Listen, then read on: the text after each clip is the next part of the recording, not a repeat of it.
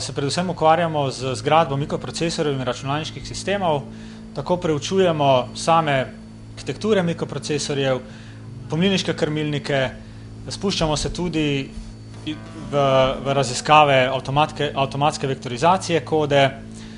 Študentje pri nas načrtujejo lastne mikroprocesorske sisteme, lastne digitalne sisteme, lastne pomnilniške krmilnike, tudi vhodno-izhodne naprave. Tako naprimer vidimo tukaj sistem, ki so ga načrtovali študentje, to je učni mikroprocesor HIP, gre za 32-bitno različico zelo zmogljivega sistema, skupaj z pripadajočo programsko opremo.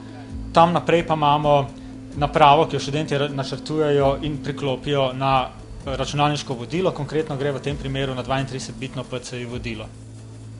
Aplikacija za radiofrekvenčno identifikacijo je delo naših študentov, ki se v zadnjem času vključujejo v delo v laboratoriju, kjer na osnovi tehtanja določenih artiklov zapišemo njegovo težo v RFID kartico, ki jo potem lahko uporabimo v sledenju zalog v naših proizvodov, recimo v trgovini in v podobnih primerih.